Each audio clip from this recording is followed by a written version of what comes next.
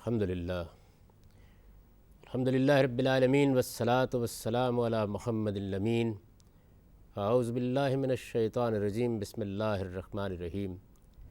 خواتین و حضرات، یہ سورہ بقرہ کی آیت 38 ہے جس سے ہم درس کی ابتدا کر رہے ہیں۔ آیت 38 اور آیت 39 پر سورہ کی تمہید ختم ہو جاتی ہے۔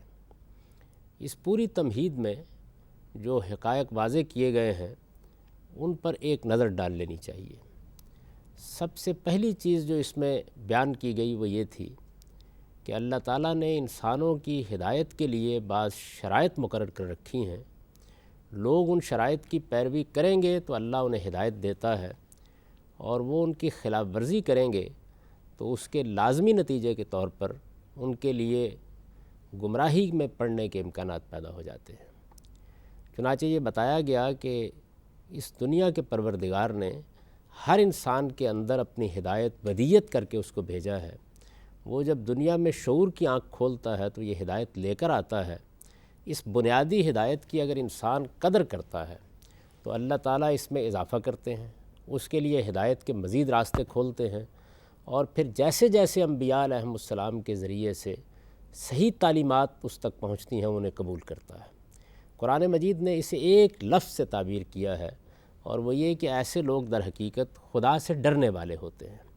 یعنی وہ نچنت ہو کر، بے خوف ہو کر زندگی بسر نہیں کر رہے ہوتے، بلکہ خدا سے ڈرتے ہوئے یہ خیال کر کے زندگی بسر کر رہے ہوتے ہیں کہ زندگی کے بارے میں، زندگی کی حقیقتوں کے بارے میں اگر ہم کوئی غلط رویہ اختیار کرتے ہیں تو ہمارے اندر جو خیر و شر کا شعور اللہ تعالیٰ نے رکھا ہے وہ رہنمائی کرتا ہے کہ اس کا نتیجہ ہمارے حق میں برا نکل سکتا ہے۔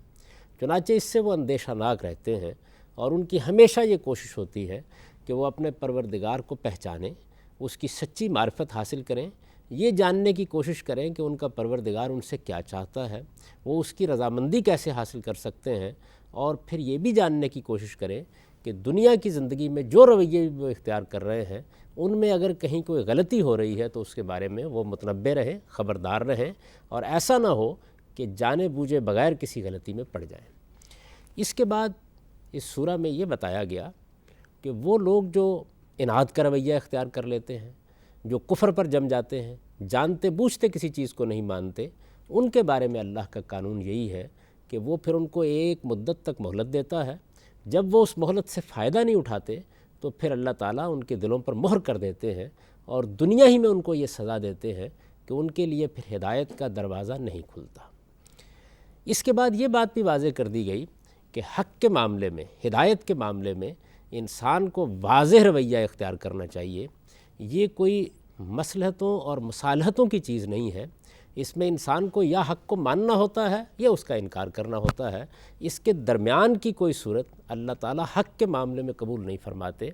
چنانچہ ایک گروہ کی مثال دے کر یہ بتایا گیا کہ رسالت مآب صلی اللہ علیہ وسلم کی دعوت کے مقابلے میں جب انہوں نے یہ محسوس کیا کہ ان کے پاس کوئی استدلال باقی نہیں رہا تو انہوں نے مصالحت کی کوشش کی اور ایک درمیان کی راہ نکالنے کی صحیح کی کہ کسی نہ کسی طریقے سے ان کے پرانے تعلقات بھی قائم رہ جائیں اور وہ اس نئے دین کے ساتھ بھی کوئی رابطے کی صورت پیدا کر لیں۔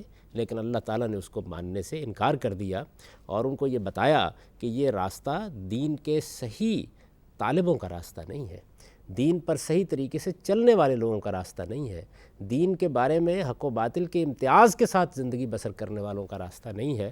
لہٰذا ان کے لیے بھی اس کے سوا کوئی چارہ نہیں کہ وہ یا تو صحیح راستہ انتخاب کریں اور پھر حق کا ساتھ دیں جس طرح کہ اس کا ساتھ دینے کا حق ہے، اور اگر وہ سمجھتے ہیں کہ ان کو انکار کرنا ہے تو مردوں کی طرح انکار کریں۔ یہ درمیان کے راستے جن کو وہ اصلاح کے راستے کہتے ہیں، یہ در حقیقت فساد کے راستے ہیں۔ اسی طریقے سے پھر تھوڑی دیر کے لیے یثرب کے مشرکین کو مخاطب بنا لیا اور ان کو مخاطب کر کے یہ کہا کہ تمہارے سامنے تو حقائق بالکل واضح ہیں، تم ان یہود کے پیچھے لگ کر اپنی عاقبت برباد نہ کرو، بلکہ جو ہدایت تمہارے پاس آئی ہے اس کو قبول کرو، اور یاد رکھو کہ اس ہدایت کے بارے میں جو طرح طرح کے اعتراضات یہ لوگ اٹھا رہے ہیں ان کی کوئی حقیقت نہیں ہے۔ کبھی یہ تمثیلوں پر اعتراض کرتے ہیں، کبھی کہتے ہیں اللہ تعالیٰ نے مکھی اور مچھر کی مثال کیوں دے دی۔ اس طرح کی باتوں کے پیچھے یہ اپنے آپ کو بھی برباد کر رہے ہیں اور تمہارے لیے بھی بربادی کا سامان کر رہے ہیں۔ اس سے بچنے کی کوشش کرو۔ پھر اس کے بعد آدم اور ابلیس کا قصہ سنایا گیا اور اس میں بھی چند حقائق واضح کیے گئے۔ یہ بات واضح کی گئی کہ ہمیشہ یاد رکھو کہ اللہ پروردگار عالم نے تمہیں جس امتحان میں ڈالا ہے وہ یہ ہے کہ تم یہاں سے جنت کے لیے منتخب کیے جا رہے ہو، اور اس انتخاب کی بنیاد اللہ تعالیٰ نے یہ قرار دی ہے کہ کون زیادہ سے زیادہ اپنے آپ کو پاکیزہ بناتا ہے۔ یہ اخلاقی پاکیزگی کا امتحان ہے جس میں تمہیں پورا اترنا ہے، اس لیے اس کے بارے میں ہمیشہ متنبہ رہو، اور یاد رکھو کہ شیطان تمہیں بہکانے کی کوشش کہاں سے کرے گا؟ وہ یا تو انانیت کے جذبے کو برانگیختہ کرے گا یا جنسی جذبات کو برانگیختہ کرے گا۔ اس کے لیے یہی دو راستے ہیں، ان میں اگر تم متنبہ رہتے ہو اور اپنے اندر سے تفوق اور برتری اور تکبر کی جبلت کو کنٹرول کرتے رہتے ہو تو اس کا نتیجہ تمہارے ہاتھ میں اچھا نکلے گا۔ یہ در حقیقت وہ تمہیدی باتیں ہیں جن کو یہاں بیان کیا گیا ہے۔ اس کے بعد کچھ خاتمے کی آیات ہیں جن کا ہم جائزہ لیں گے۔